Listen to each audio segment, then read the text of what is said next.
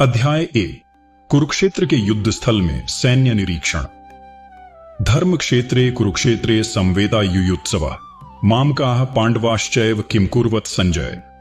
धृतराष्ट्र ने कहा, हे संजय, धर्म भूमि कुरुक्षेत्र में युद्ध की इच्छा से एकत्र हुए मेरे पुत्रों और पांडवों ने क्या किया। इसका अर्थ है कि अंधे राजा धृतराष्ट्र युद्ध का हाल जानना चाहते थे। वह जानते थे कि कुरुक्षेत्र एक पवित्र भूमि है जहां धर्म की विजय होती है। इसलिए वह संजय से पूछते हैं कि मेरे पुत्र और पांडव दोनों सेनाएं वहां क्या कर रही हैं। यही से भगवद गीता की शुरुआत होती है। भगवद गीता कोई साधारण ग्रंथ नहीं है, यह एक गहन आध्यात्मिक विज्ञान है। महाभारत के भीतर गीता को इसलिए रखा गया है ताकि मनुष्य जीवन का सच्चा उद्देश्य समझ सके। भगवान श्री कृष्ण ने जो उपदेश अर्जुन को दिया, वही उपदेश आज भी हर मनुष्य के लिए मार्गदर्शन है। इसे समझने के लिए किसी विशेष व्याख्या या जटिलता की आवश्यकता नहीं है। स्वयं श्री कृष्ण की वाणी ही सबसे स्पष्ट और प्रामाणिक है। यदि हम गीता का अध्ययन निष्काम भाव से करें, बिना किसी स्वार्थ या पूर्वाग्रह के, तो हमें संपूर्ण वैदिक ज्ञान और आत्मिक शांति प्राप्त हो सकती है। गीता में वे गूढ़ बातें हैं जो और किसी शास्त्र में उपलब्ध नहीं। इसी कारण गीता को विशिष्ट और अद्वितीय स्थान प्राप्त है। क्योंकि इसके श्लोक स्वयं भगवान श्री कृष्ण द्वारा उच्चारित हुए हैं, इसलिए यह ग्रंथ पूर्ण आध्यात्मिक विज्ञान है। महाभारत में वर्णित धृतराष्ट्र और संजय का संवाद केवल युद्ध का हाल नहीं बताता, बल्कि यह पूरे जीवन का दर्शन है। कुरुक्षेत्र का यह युद्ध स्थल केवल रणभूमि नहीं, बल्कि वैदिक युग से पवित्र तीर्थ भूमि माना जाता है, और यहीं पर भगवान ने गीता का दिव्य उपदेश दिया। कुरुक्षेत्र को धर्म क्षेत्र कहा गया है क्योंकि यह भूमि सदैव धर्म की विजय का पक्षधर रही है। कौरवों के पिता धृतराष्ट्र अच्छी तरह जानते थे कि कुरुक्षेत्र जैसे पवित्र स्थान में युद्ध होने का परिणाम उनके पुत्रों के लिए अनुकूल नहीं होगा। इसी संदेह से उन्होंने संजय से पूछा, संजय, मेरे पुत्रों और पांडवों ने जब वे धर्म भूमि कुरुक्षेत्र में युद्ध के लिए इकट्ठे हुए तो उन्होंने क्या किया। धृतराष्ट्र का यह प्रश्न केवल जिज्ञासा नहीं था, बल्कि उनके मन का भय और असुरक्षा भी था। उन्हें आभास था कि इस युद्ध का परिणाम उनके पुत्रों के वंश को नष्ट कर देगा। संजय, जो व्यास मुनि के शिष्य थे और उनकी कृपा से दिव्य दृष्टि प्राप्त कर चुके थे, वे धृतराष्ट्र को बैठकर ही युद्ध स्थल का दृश्य सुना सकते थे। इसीलिए धृतराष्ट्र ने युद्ध की स्थिति के विषय में उनसे प्रश्न किया। इस प्रकार हम देखते हैं कि पांडव और कौरव दोनों ही एक ही वंश से थे, लेकिन यहां पर उनके बीच का मतभेद और धृतराष्ट्र की विशेष पक्षपातपूर्ण सोच स्पष्ट दिखाई देती है। जिस प्रकार बिना जड़ों के कोई वृक्ष खड़ा नहीं रह सकता, उसी प्रकार अन्यायी पुत्रों का वंश भी टिक नहीं सकता।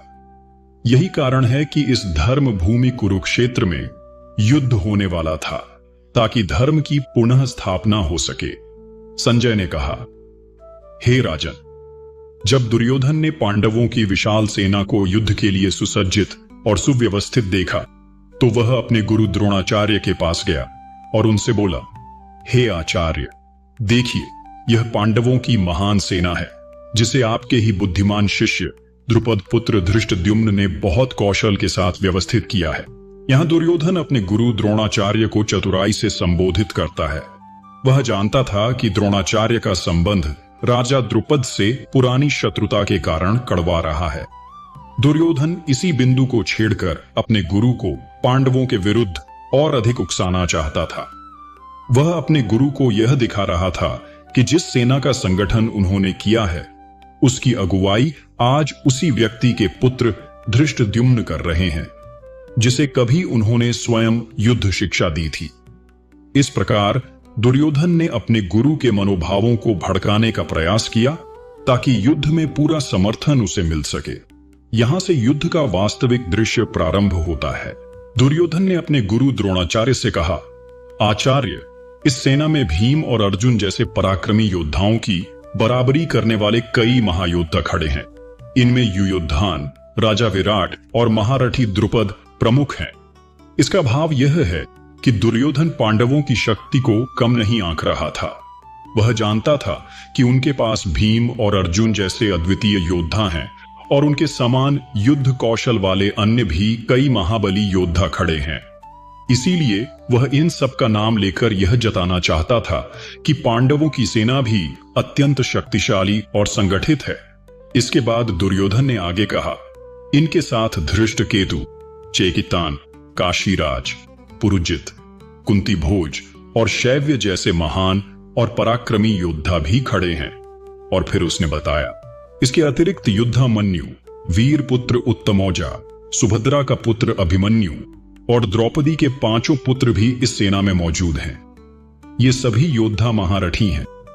यहां दुर्योधन यह स्वीकार करता है कि पांडवों की सेना केवल बड़ी ही नहीं, बल्कि उसमें ऐसे योद्धा शामिल हैं जो युद्ध कला में दक्ष और अत्यंत पराक्रमी हैं।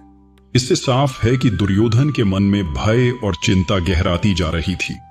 दुर्योधन ने आगे कहा, हे ब्राह्मण श्रेष्ठ, अब आप मेरी सेना के उन विशेष योद्धाओं के बारे में सुनिए जो मेरी ओर से युद्ध का संचालन करने में सबसे अधिक सक्षम है। फिर दुर्योधन ने अपने पक्ष के महारथियों के नाम गिनाए। मेरी सेना में स्वयं आप, भीष्म पितामह, कर्ण, कृपाचार्य, अश्वत्थामा, विकर्ण और सोमदत्त का पुत्र भूरिश्रवा जैसे महान योद्धा उपस्थित हैं। यहां दुर्योधन अपनी शक्ति का प्रदर्शन करना चाहता है। वह यह दिखाना चाहता है कि उसकी सेना में भी अपार बल और अद्वितीय योद्धा मौजूद हैं। भीष्म उसकी सेना के प्रधान सेनापति थे। कर्ण उसकी ओर से युद्ध में सबसे प्रबल धनुर्धर था। कृपाचार्य और अश्वत्थामा का नाम लेकर वह यह जताता है कि उसके पास ऐसे योद्धा हैं जो युद्ध में सदैव विजयी होते हैं।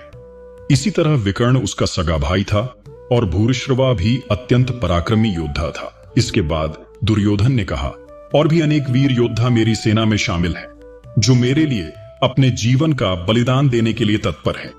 वे सभी विभिन्न प्रकार के अस्त्र शस्त्रों से सुसज्जित हैं और युद्ध कला में अत्यंत निपुण हैं। इसका अर्थ यह है कि दुर्योधन अपनी सेना की सामर्थ्य बताकर आत्मविश्वास दिखाने की कोशिश कर रहा था। वह अपने गुरु को यह विश्वास दिलाना चाहता था कि उसकी सेना भी किसी तरह से पांडवों से कम नहीं है।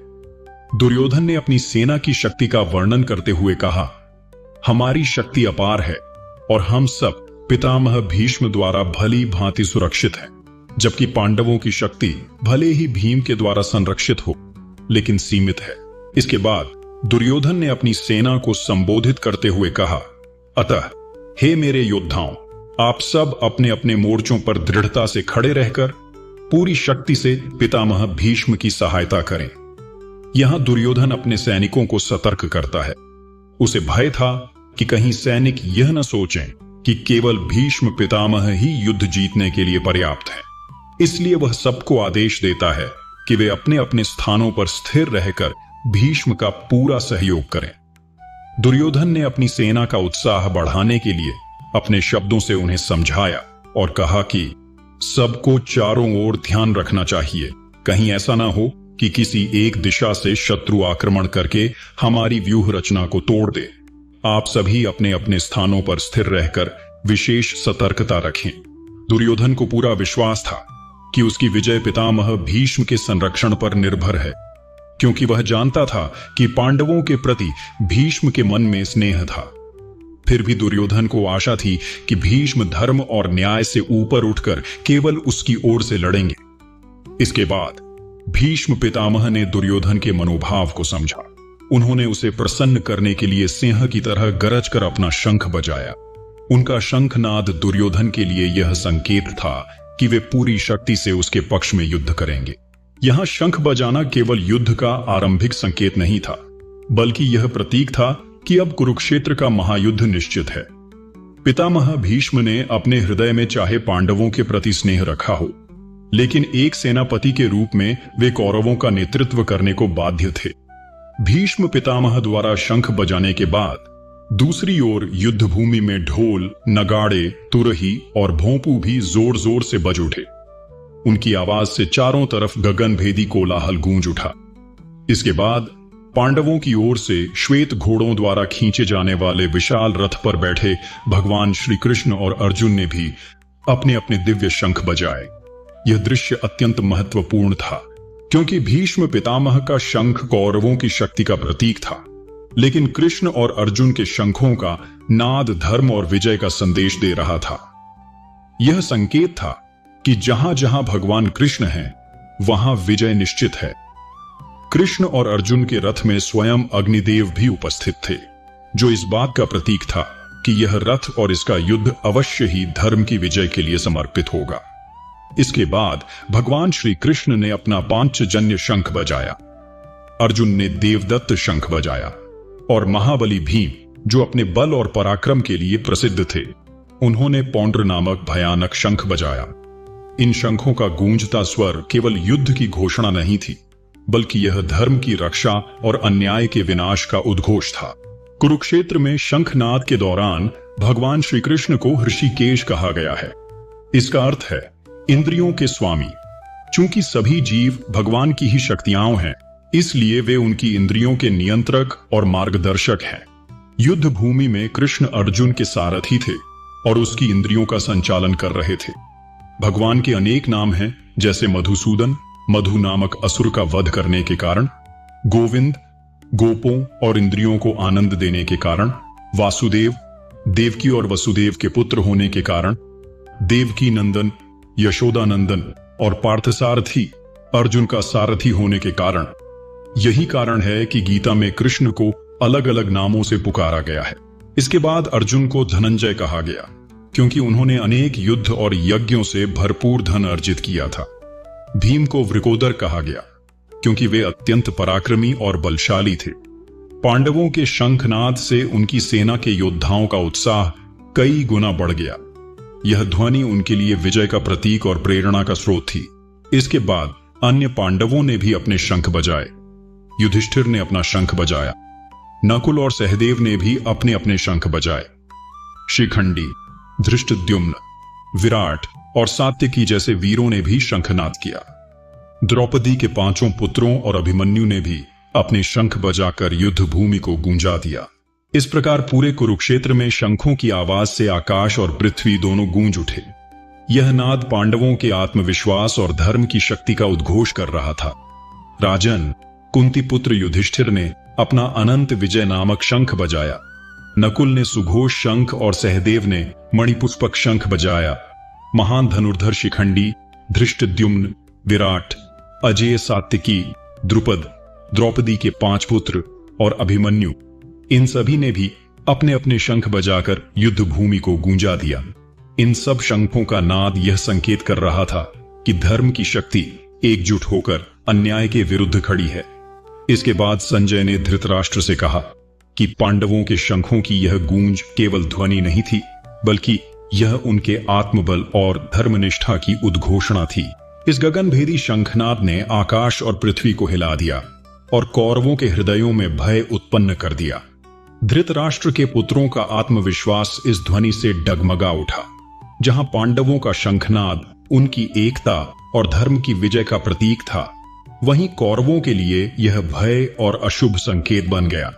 उस समय धृतराष्ट्र के पुत्रों की सेना की स्थिति देखकर हनुमान ध्वज से सुसज्जित रथ पर बैठे पांडुपुत्र अर्जुन ने अपना धनुष उठाया और युद्ध के लिए तैयार हो गया। हे राजन, अर्जुन ने उस समय अपने सारथी भगवान श्री कृष्ण से कहा, यहां यह दृश्य अत्यंत महत्वपूर्ण है। अर्जुन के रथ पर हनुमान का ध्वज लहराना इस बात का प्रतीक था कि उसे राम का सहयोग और आशीर्वाद प्राप्त है। जहां हनुमान और भगवान श्री राम का स्मरण हो, वहां विजय निश्चित होती है। अर्जुन का रथ केवल एक युद्ध रथ नहीं था, बल्कि उसमें धर्म, साहस और दिव्य शक्ति का संगम था।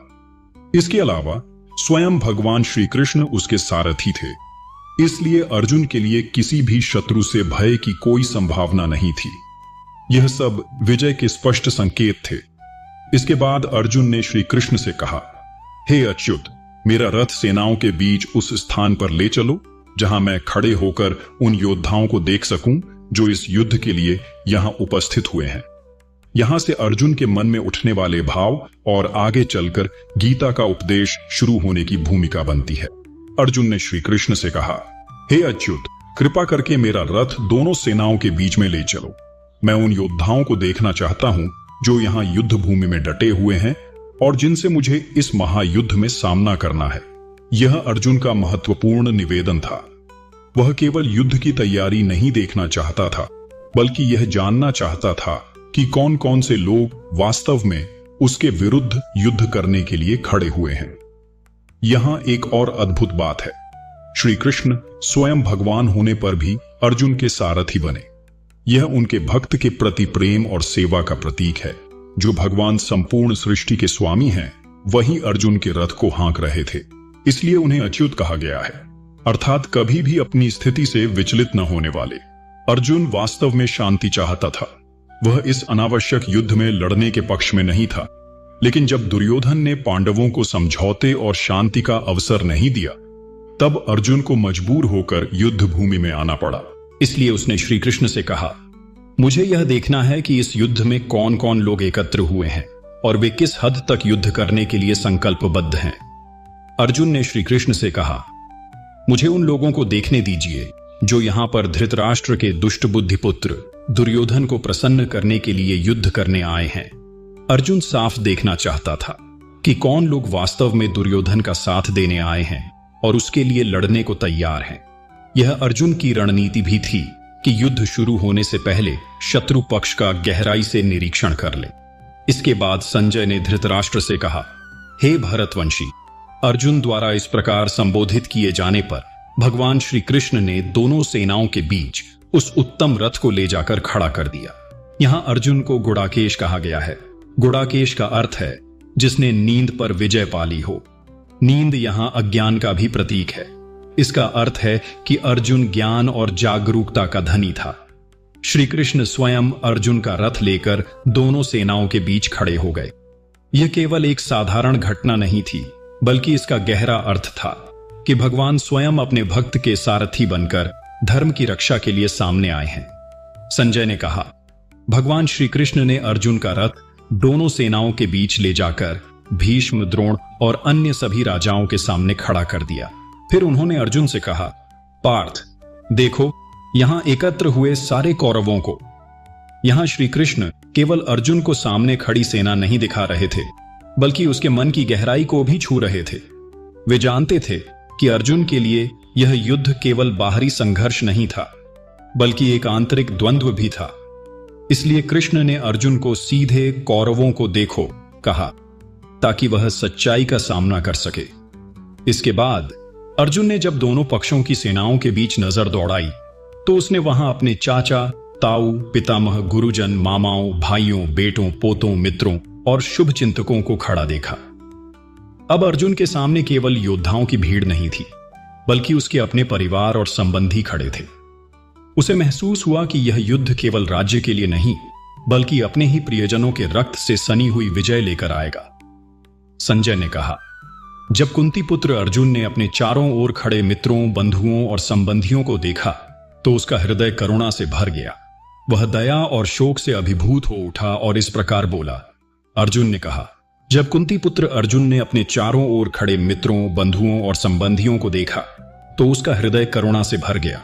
वह दया और शोक से अभिभूत हो उठा और इस प्रकार बोला। अर्जुन ने कहा, हे कृष्ण, जब मैं अपने सामने युद्ध की इच्छा रखने वाले अपने ही संबंधियों और मित्रों को देखता हूं, तो मेरा शरीर कांपने लगता है, मेरा मुख सूख रहा है और मेरे अंगों में दुर्बलता आ रही है। यहां से अर्जुन का विषाद, गहरी मानसिक पीड़ा प्रारंभ होता है। उसने युद्ध भूमि में केवल शत्रु नहीं देखे, बल्कि अपने ही गुरुओं, भाइयों, पुत्रों और मित्रों को देखा। उसे यह विचार सताने लगा कि इस युद्ध में उसे अपने ही प्रियजनों का वध करना पड़ेगा। अर्जुन एक क्षत्रिय योद्धा होते हुए भी उसके भीतर का करुणामय मन जाग उठा। उसका हृदय इस भीषण युद्ध की विभीषिका देखकर विचलित हो गया।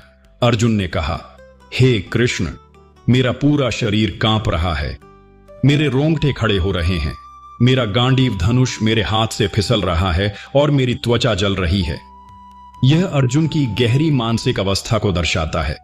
वह केवल बाहर से नहीं, भीतर से भी पूरी तरह विचलित हो चुका था। युद्ध भूमि में अपने ही बंधु बांधवों को सामने देखकर उसका साहस टूट रहा था। उसका शरीर कांप रहा था, हाथों से धनुष छूट रहा था और रोंगटे खड़े हो रहे थे। यह केवल भय का लक्षण नहीं था, बल्कि करुणा और मोह का परिणाम था। एक ओर वह क्षत्रिय धर्म के कारण युद्ध भूमि में खड़ा था, लेकिन दूसरी ओर उसका हृदय अपने प्रियजनों के प्रति दया और मोह से भर उठा था। यह स्थिति अर्जुन के विषाद की गहराई को प्रकट करती है और यहीं से वह धीरे धीरे युद्ध करने से पीछे हटने की ओर बढ़ता है। अर्जुन ने कहा, हे कृष्ण, मैं अब यहां और खड़ा रहने में असमर्थ हूं। मेरा मन विचलित हो रहा है, शरीर कमजोर पड़ रहा है और मेरा सिर चकरा रहा है। मुझे तो केवल अशुभ ही दिखाई दे रहा है। यहां अर्जुन पूरी तरह से निराशा और मोह में डूबने लगता है। युद्ध भूमि में खड़े होकर भी वह आत्मविश्वास खो देता है। अपने ही संबंधियों और गुरुओं के प्रति मोह और दया उसके मन को कमजोर बना रही थी। इसके बाद अर्जुन ने और कहा, हे कृष्ण, यदि मैं इस युद्ध में अपने ही स्वजनों का वध करूं तो मुझे इसमें कोई कल्याण नहीं दिखता। न मुझे विजय की इच्छा है, न राज्य की और न ही सुख की। मेरे लिए इन सब का कोई अर्थ नहीं है। यह अर्जुन की गहरी पीड़ा को दर्शाता है। वह सोचने लगा कि अपने ही प्रियजनों का संहार करके प्राप्त की जाने वाली विजय या राज्य का सुख व्यर्थ है। यहां से उसके मन का मोह और अधिक बढ़ने लगा और वह युद्ध करने की इच्छा खो बैठा। अर्जुन ने कहा, हे गोविंद, मेरे लिए न तो राज्य उपयोगी है, न सुख और न ही जीवन ही। यदि जिन लोगों के लिए मैं यह सब चाहता हूं वे ही आज युद्ध में खड़े होकर मारे जाएंगे, तो ऐसे राज्य, सुख और जीवन का क्या मूल्य रह जाएगा। अर्जुन अब और भी भावुक हो जाता है। वह सोचता है कि राज्य और सुख केवल अपने प्रियजनों के साथ ही सार्थक है। यदि वही प्रियजन न रहें तो फिर यह सब व्यर्थ है। इसके बाद अर्जुन ने आगे कहा, हे मधुसूदन, जब मेरे सामने युद्ध भूमि में गुरुजन, पितामह, मामा, भाई, पुत्र और मित्र खड़े हैं तो मैं उनका वध करके राज्य या सुख पाना नहीं चाहता। ऐसा राज्य, धन और भोग मेरे लिए कोई महत्व नहीं रखते। यहां अर्जुन का मोह और गहराता जाता है। अब वह युद्ध से हटने की ओर स्पष्ट रूप से झुकने लगता है।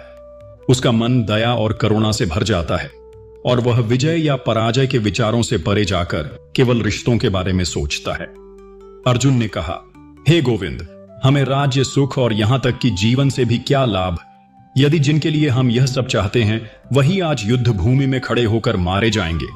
हे मधुसूदन, जब मेरे सामने गुरुजन, पितामह, भ्राता, पुत्र, पौत्र, साले, मित्र और स्नेहीजन खड़े हैं तो मैं क्यों उनके प्राण लेना चाहूंगा? मैं क्यों इन्हें मार डालूंगा? हे जीवों के पालक कृष्ण, मैं इन सब के साथ लड़ना नहीं चाहता। भले ही मुझे इसके बदले तीनों लोक क्यों न मिले, इस पृथ्वी का राज्य क्यों न मिले, फिर भी मैं इन्हें मारकर कोई प्रसन्नता नहीं पा सकता।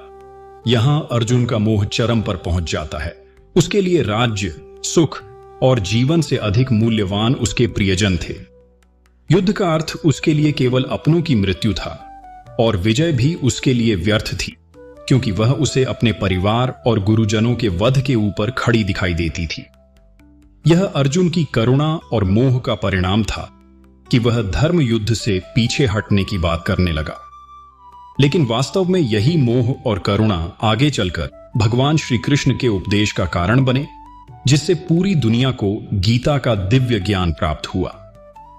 अर्जुन ने कहा, हे जनार्दन, लालच से अंधे हुए लोग अपने परिवार का नाश करते समय अपने ही मित्रों से वैर करने में कोई दोष नहीं देखते, लेकिन हम जो परिवार के विनाश का दुष्परिणाम समझ सकते हैं, हम क्यों ऐसे पाप में लिप्त हों?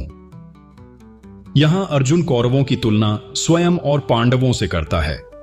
वह कहता है कि कौरव लोभ और अज्ञान से अंधे हो चुके हैं, इसलिए वे अपने ही कुल और बंधुजनों को नष्ट करने को तैयार हैं।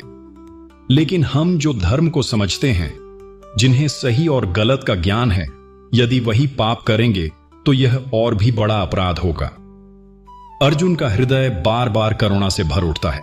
वह सोचता है कि अपने ही परिवार का वध करना केवल कुल का नाश नहीं होगा, बल्कि समाज और धर्म का भी पतन होगा। यही विचार धीरे धीरे अर्जुन को युद्ध से पूरी तरह पीछे हटने की ओर ले जाते हैं। अर्जुन ने कहा, जब जब किसी कुल का नाश होता है तब उसके सनातन धर्म भी नष्ट हो जाते हैं, और जब धर्म का विनाश होता है तब पूरे कुल में अधर्म बढ़ जाता है। यहां अर्जुन कुल क्षय, परिवार के विनाश का परिणाम बता रहा है। वह कहता है कि परिवार और समाज की परंपराएं तभी तक जीवित रहती हैं जब तक कुल सुरक्षित है, लेकिन जब युद्ध में परिवार का संहार हो जाता है तो वे परंपराएं और संस्कार भी समाप्त हो जाते हैं। अर्जुन ने आगे कहा, हे कृष्ण, जब कुल में अधर्म का प्राधान्य हो जाता है तब स्त्रियां दूषित हो जाती हैं और स्त्रियों के पतन से अवांछित संतानें जन्म लेती हैं। अर्जुन का भाव यह है कि कुलक्षय केवल बाहरी विनाश नहीं है, यह तो समाज के मूल ढांचे और उसकी नैतिकता को भी नष्ट कर देता है। जब परिवार और धर्म परंपराएं बिगड़ती हैं तो आने वाली पीढ़ियां भी दूषित हो जाती हैं। यहां अर्जुन एक गहरी चिंता व्यक्त करता है कि यह युद्ध केवल आज का विनाश नहीं है, बल्कि आने वाली पीढ़ियों के लिए भी पाप और अधर्म की जड़ बन सकता है। अर्जुन ने कहा, हे कृष्ण, जब कुल का नाश होता है तब अवांछित संतानें बढ़ जाती हैं। ऐसे बच्चों की वृद्धि से परिवार और समाज की परंपराएं नष्ट हो जाती हैं, और जब पवित्र परंपराएं नष्ट हो जाती हैं तो पितरों को जल और पिंड नहीं मिल पाते, जिससे वे पतित हो जाते हैं। ऐसे कुल के लोग अधर्म में फंसकर नरक में जाते हैं। यहां अर्जुन और भी गहरे तर्क देता है। वह कहता है कि युद्ध केवल परिवार का विनाश नहीं करेगा, बल्कि पीढ़ियों तक पाप और अधर्म की जड़ें बो देगा। अवांछित संतानों का जन्म समाज में अशांति फैलाएगा और कुल परंपराएं नष्ट होने से पितरों तक की मुक्ति बाधित होगी। अर्जुन का यह दृष्टिकोण केवल भावनात्मक नहीं था, बल्कि धार्मिक और सामाजिक भी था। वह दिखाना चाहता था कि यह युद्ध केवल दो पक्षों की लड़ाई नहीं है, बल्कि यह धर्म और कुल परंपराओं के पतन का कारण बन जाएगा। अर्जुन ने कहा, जो लोग कुल परंपरा को नष्ट कर देते हैं और अवांछित संतानों को जन्म देते हैं, उनके पाप से पूरे समाज की योजनाएं और पारिवारिक कल्याण के कार्य भी नष्ट हो जाते हैं। यहां अर्जुन कुल क्षय के और भी गहरे परिणाम बताता है। वह कहता है कि जब धर्म और परंपराएं टूटती हैं तो केवल परिवार ही नहीं, पूरा समाज अधर्म की ओर बढ़ जाता है। सामाजिक संतुलन बिगड़ जाता है और आने वाली पीढ़ियां भी अपने जीवन का असली उद्देश्य भूल जाती हैं। शास्त्रों में कहा गया है कि जो पुरुष अपने सारे कर्तव्यों को त्याग कर भगवान के चरणों में शरण लेता है, वह न केवल अपने पितरों और परिवार को, बल्कि स्वयं को भी सभी संकटों से मुक्त कर लेता है। लेकिन यदि कोई भगवान की शरण में न जाकर केवल भौतिक इच्छाओं के लिए अपने कुल को नष्ट करता है, तो उसका पाप पूरे समाज को प्रभावित करता है। यहां अर्जुन का तर्क स्पष्ट है। वह कहता है कि यह युद्ध केवल वर्तमान का विनाश नहीं करेगा, बल्कि धर्म, समाज और आने वाली पीढ़ियों की नींव भी हिला देगा। इसलिए वह मानता है कि ऐसे युद्ध से बचना ही उचित है। अर्जुन ने कहा, हे जनार्दन, मैंने गुरुजन से सुना है कि जो लोग कुल धर्म का विनाश करते हैं वे सदैव नरक में वास करते हैं। आहो, कितना बड़ा पाप हम करने जा रहे हैं। राज्य और सुख की लालसा में अंधे होकर हम अपने ही स्वजनों का वध करने के लिए तैयार खड़े हैं। यहां अर्जुन का हृदय करुणा और ग्लानि से भर जाता है। वह समझता है कि इस युद्ध से केवल कुल धर्म का विनाश ही नहीं होगा, बल्कि यह पाप उनके वंशजों को भी सदैव नरक की ओर ले जाएगा। उसकी पीड़ा इतनी गहरी है कि वह इस युद्ध को केवल आत्मियों का वध नहीं, बल्कि एक घोर अधर्म मान रहा है। यहां अर्जुन की स्थिति बहुत स्पष्ट है। अब वह युद्ध को किसी भी रूप में उचित नहीं मानता।